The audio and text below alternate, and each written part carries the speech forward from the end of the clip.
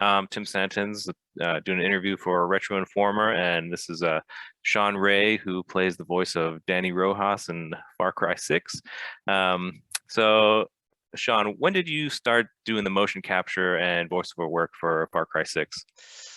Uh, I think it was summer of 2019 is when we started our first round of filming. All right. Yeah, it's been a long journey, Yeah. and like we shot from like 2019 up until last year at some point, and then in between that has been in and out of the vocal booth. Okay. Yeah. So I Yeah, imagine you have to come back for a couple extra takes here and there as they add yeah, new and stuff. yeah, it's just, like they're always doing like rewrites and like for like all of that combat dialogue. Hmm. So like they'll play it back, and then a few weeks later it's like, no, we're gonna change this, blah blah blah, and then so on and so on. It's there's lots of words.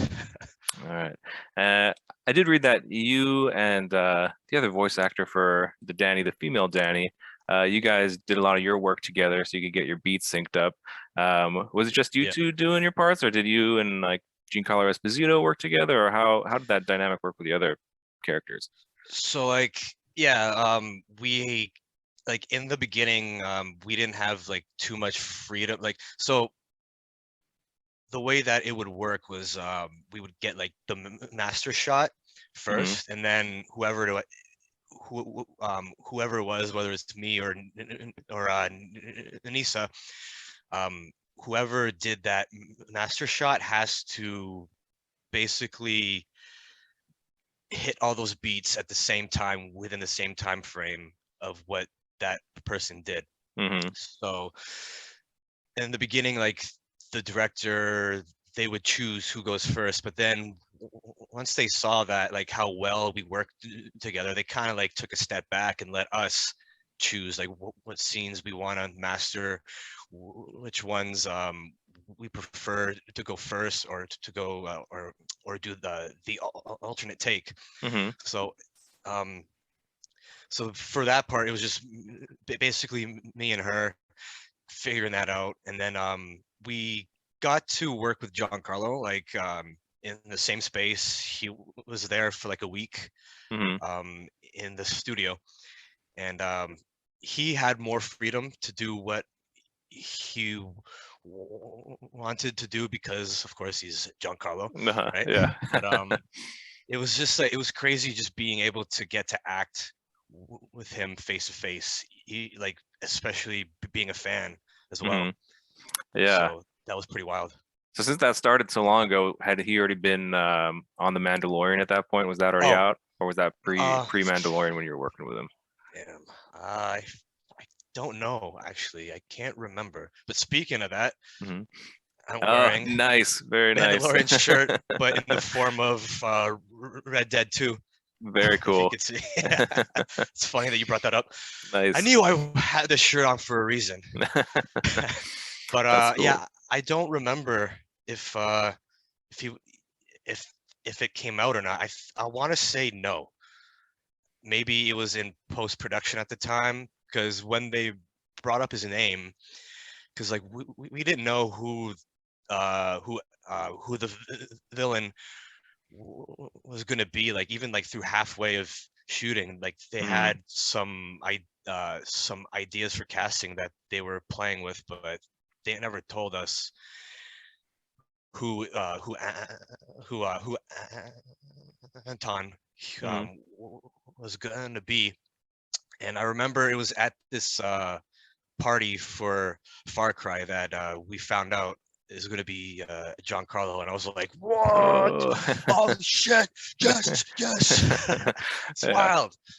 Yeah. So you're probably a fan of Breaking Bad of his character Yeah, there. Yeah. Yeah, of yeah, course. yeah, Hmm. yeah, totally. I've seen the show like 3 times. That's awesome. Yeah, Um, yeah, so you got your background in film and television, right? So how yeah, was the transition to video game? Because this was your first one. yeah, yeah. It was my first one. It was different. So like when before we started to shoot, like I'm a pretty big gamer as well, so I Hmm. kind of had like an idea of how like the cinematics are done, but I just went I just went on to YouTube, and I searched up motion capture for video games, and then I watched how some of the scenes in The Last of Us Mm-hmm. that they shot those. I'm like, okay, so this is kind of what I'm going to be doing. It's all fake props, plastic or styrofoam, things like that. And yeah, it's just like the transition is very different because you have to imagine your environment. Like you're in a studio with Mm-hmm. cameras all around. You got the suit on, the head cameras, and all that stuff. And it's And that's basically just, like all green screen, right? yeah, I mean, there's no actual like green screen. Uh, It's basically like a studio, and they have like cameras, like hundreds of cameras all mm, around, and then they'll have like the actual cameras for like the cinematographers got it. to hold and like follow you and all that. But it's a very technical because like you have all this gear on, and like you gotta like imagine like what your character like has on. And then I remember I always forgot at times that Danny has a backpack on like during the whole game. Mm-hmm. So I was like, they don't want like, so I tried to move like, how like you would have like a backpack on, but they always said like, don't like touch it or anything, like just do the scene, right? But Mm-hmm. like I just remember like, oh yeah, Danny has a backpack. People walk differently when they have a backpack on. So it's like Ah. little things like that, right? And then for example, like if we're doing a scene that takes place on like a cliff top or whatever, and we're talking and moving, and then like there's tape all along the floor and all that, so you have to stay within your space. So there's times where I would like kind of go a little off and like, all right, cut, you just walked off a cliff. I'm like, oh shit, that's right, we're on a cliff top or whatever, or you just stepped off this dock or whatever. Mm-hmm. So Oh, you have to that's like interesting. Yeah. yeah, so you have to stay within your space and just be mindful that you're not in a studio. And yeah, it's just, it takes a bit like to get used to, but after like a few days I was like, okay, I understand the whole process. And then um, before we um, before we start a take, you got to do like the T-pose for the animators, right? Mm-hmm. So you do the T-pose, start the scene, and then when they say cut, you got to T-pose again. So that was hard to remember, because as an actor, when you say cut, it's like, all right, done, and then Mm-hmm. you just go. But no, T-pose, you could hear the the animators up top going T-pose, Sean, T-pose. I'm like, oh, sorry guys. Oh, that's interesting. Yeah, it's just a thing that, and then it's funny because like after we bring in like a new cast of characters, like once we're done shooting one part of this map, there's a whole Mm-hmm. other cast of people that have to learn this whole thing again if they haven't done it before. So it's like you could see who hasn't done this before, because I always forget the T-pose and all those kind of things. And another like little technical aspect of it is because Danny is like, there's shots of either Danny or other characters smoking or drinking, right? Mm-hmm. So like you can't put the prop to your face; it'll ruin ruin the facial data. So they Mm. say like if you're gonna take a drag, put it to your throat or have a sip of beer, your throat. So then the animators will just move your hand up to your Uh, mouth. Yeah, Interesting. yeah, it's cool. Yeah. Yeah, so the game is set in the fictional Caribbean island of Yara, kind of based on Cuba. Yeah, And there is some Spanish in the game, mostly they left all the cuss words in, right? yeah, Um, of course. do you have any background in speaking Spanish? Did you speak it growing up? A little bit. I'm half Spanish, so like I'm Spanish on my mom's side, and on my dad's I'm French Canadian. Mm-hmm. But I mostly grew up spending a lot of time with my grandparents on my mom's side.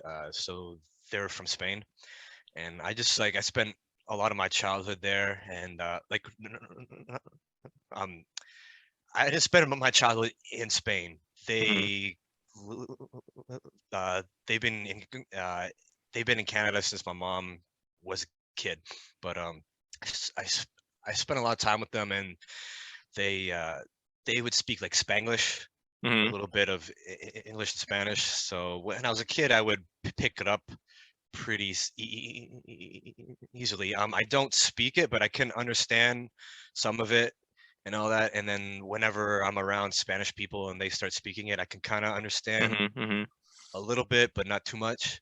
So as far as that goes, it was pretty easy for me to fall into that, to make it seem like I could Yeah. be fluent, and like just doing that style of like the uh, the accent and all that was Hmm. pretty easy for me to just fall into it. Like I didn't have to really work too hard, other than like we did have a dialect coach. He was on Hmm. set all the time. His name's Carlos. Great dude, funny guy. um, Yeah. and then like he would just kind of like he would just tweak our pronunciations and all that. He would chime in if we're going too hard or too soft. Hmm. So we just got to try and find that balance. Yeah. Yeah. I imagine that'd be important because even with the Spanish Castellano background, I mean, the Caribbean accent is quite unique. So I can imagine having a dialect coach would be Oh, it's pretty totally important different. for you guys. Yeah. Yeah. Hmm. That's interesting. Yeah. Um, let's see. I did want to ask about since you kind of straddle the line between film and video games now. I kind of noticed the trend that these AAA games are now a lot more often relying on a big name character, an actor like Giancarlo Hmm. Esposito or Keanu Reeves for Cyberpunk Yeah. 2077.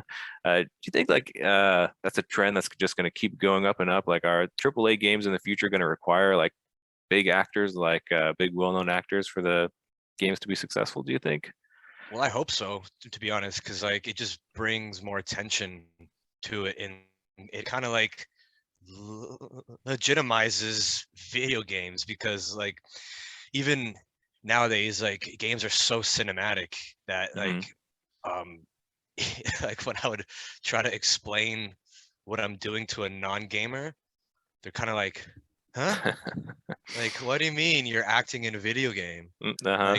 Like, bro, it's not Super Mario anymore. Get with the times, dude. Yeah. But yeah.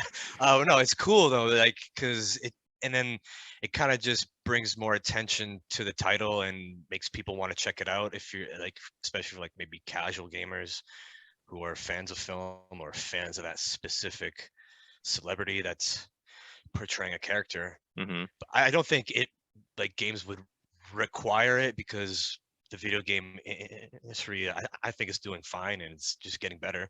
But think it won't hurt. Yeah, I mean, I think it's a good trend. I mean, it's cool seeing Yeah, these big name actors in video games, and yeah, I agree. I think it legitimizes it. I think that's a yeah, great word for what it's doing.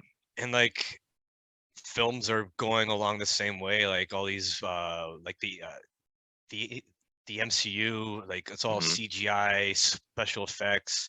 It's not that different from video game. Like Yeah. even back when James Cameron did Avatar, all that is exactly what we did. Like Hmm. if you see like the BTS shots of like those scenes, they're all in the suits, got the head cameras on with the dots and all that, and they're in studio. It's the exact same thing. Yeah, yeah, right. And even going back to the Mandalorian, I know that when they were in the volume, that big LED screen Mhm. room, a lot of the stuff is done with like a game engine, the footage that they create for that. So Yeah. it's all kind of done real time. So yeah, it's kind of interesting synergy between video game world and film, which is neat. Yeah, it's cool. Like especially like if you're an older person, you could play a person that's like 20 years younger than you, 20 years older than you. You could be a monster, a creature, or whatever. Hmm. There's just so many. There's just so many avenues as an actor that you can put on for a character, where it would be like where you don't have to sit in a makeup chair for 12 hours if you wanted to play like an orc or whatever. Yeah, Yeah, So that's I neat. think that's really cool. I think that's the future of any big type of film, would Mhm. be like this style of shooting. Like going back to you and Nisa both portraying the two versions of Danny. I know there were some differences between the two characters. How much of that came between the way you guys wanted to act the character, and how much of that was like directed from Ubisoft? Mm. Honestly, a lot of it is what we did, because like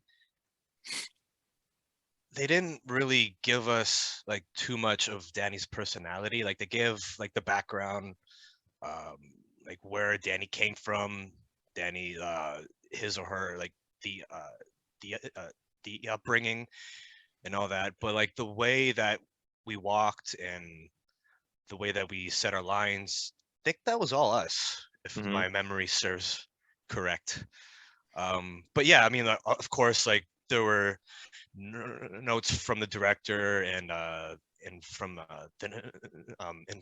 the narrative director to either like bring it back a bit, tone it down. Mm-hmm. Obviously, like it was a big team effort, but I would like to think a lot of Danny's cadence and like the attitude and swag was kind of what we created ourselves. Yeah. Was there anything about Danny's character that kind of resonated with you on a personal level? Do you identify with Danny at all? I mean, not so much because I'm Mm-hmm. from Canada, so like I Mm-hmm. never grew up in that type of environment and all that. But if there's like one thing I could pick, would be like I don't know if it picked up during filming, if players uh noticed it, but like I kind of use like a lot of sarcasm in Danny's in like the delivery, and like kind of deflect um any sort of like sadness that he has with like humor through sarcasm. And that's what I do. And my like I'm very sarcastic at times, if I'm trying to deflect any sort of confrontation. I'll just kind of crack a sarcastic joke, I guess.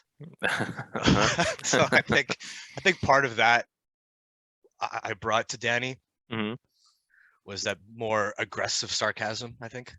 Yeah, very cool. Yeah. Yeah. Um, so you mentioned that you're a gamer, and I know that you played Far Cry 3 before. Yeah. Have you actually had hands-on with Far Cry 6? Have you been able to play yet? I do have a copy. Yeah, I do. But actually, I played Far Cry 2, 3, and 4. Oh, okay. Nice. Yeah. Yeah. Yeah, so Back in the definitely a day. fan of the series. So how much Yeah. time have you gotten into this one? Not too much, to be honest.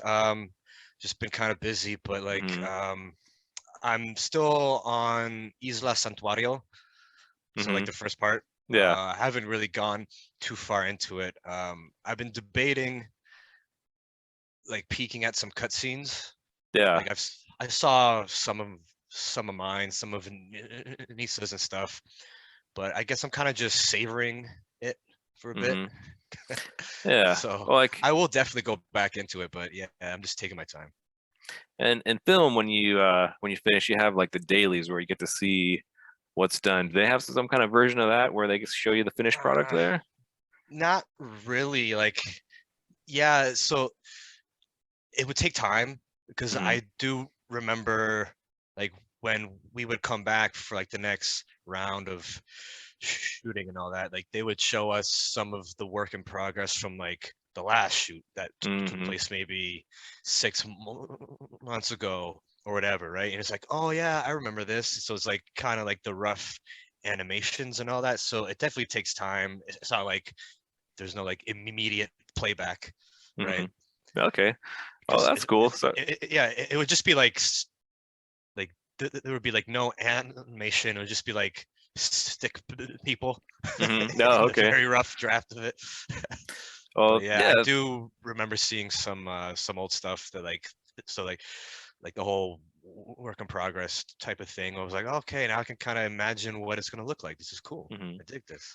Oh, that's neat. Yeah, I figured that like going through it for you would be like all super familiar, but it sounds like it might be pretty fresh when you're actually playing through it since you haven't actually seen what it actually looks like, really. So yeah, Yeah, that's very yeah. cool. But from what I've played, it looks amazing. I Mhm. mean, I chose to play as myself, which is weird, Hmm. just to hear my voice all the time. I don't know. I think that's why I also stop, and maybe I might go and start over and play as female Danny, just so I don't have to hear myself. Yeah, was it a little trippy? A little bit. I mean, like I thought it'd be cool, like as a gamer. Oh, this is so like meta, man. I'm playing like as me in a game. It's Hmm. actually me. Then it's like now I'm like critiquing my delivery. I'm like, "Oh, shit, I said that like that. Is that Uh, too harsh?" You know, start to starting to like pick apart every little thing. that's crazy. Yeah, Yeah. I can see that. Um, well, for fans of the game who have been playing and enjoying it, do you have maybe a recommendation if they want to go and check out some of your previous work of a film or something that you've worked on that they should check Oh out? yeah. Well, not my older stuff because that's not a very proper showcase of my current talents. But um, yeah, there's one film that I'm pretty proud of. It's called Rev, Hmm. R-E-V. Hmm. So it's about like car thieves in Toronto. It's with me, of course, and Hmm. some really cool Toronto people and really good like Toronto actors and stuff. And Vivica A. Fox, she plays like the lead Nice. detective that's trying to take down my car theft organization. So I play Charlie, who's like this. He's a chop shop owner and like kind of like a part-time gangster and deals with like supercars and all Hmm. that. But Oh, neat. if you watch the trailer, Lionsgate, they made it seem like it was like a Fast and Furious type of film with like a Hmm. hot like fast cars. I mean, there are fast cars, but it's more so of like a Gone in 60 Seconds meets like a Mean Streets type of thing. You know, like Hmm. really like there's no like street car like races or anything. It's more of like a small time gangster type of vibe. You know. Oh yeah, that sounds interesting. I'll definitely be checking Yeah. that out. Called Rev, R-E-V. Rev. All right, cool. Yeah. Um, yeah, I mean that's pretty much the questions that I had. Any anecdotes or anything you want, any stories from the set or anything you want to share before we go? Uh, Not that I could think of. I mean, the whole time was just like amazing, and now it's over. It's like all good things come to an end. So now Hmm. it's like, what's next? You Yeah. know? Are there more Yeah, games in the future, you think? I would hope so. I mean, I would be down to do any type of character, Hmm. voice, more like motion capture stuff Hmm. and all that. So yeah, Yeah, I mean, hopefully, now that hopefully. you're doing voiceover, maybe animation too, potentially in the future. Actually, I did like in between filming, I actually did a Netflix animation show. I can't say what it's called yet, but Okay. because it hasn't been announced. Hmm. But I'm in 3 episodes, so it's not on my IMDb page yet, so I can't talk about it. Sure, sure. But it will be out in 2022, I believe, sometime on Netflix. So keep Cool. Yeah, we'll keep an checking eye out my for it. IMDb page at some point, and it'll pop up. Very cool. Yeah, Cool to see that the game is opening some doors. That's awesome. yeah, yeah. Hopefully some more doors I can kick open. Very cool. Yeah. All right, Sean. Well, thank you so much. I really Thank you, appreciate your man. time. Thank you. Appreciate it. Have a good one. You too. Peace. Bye.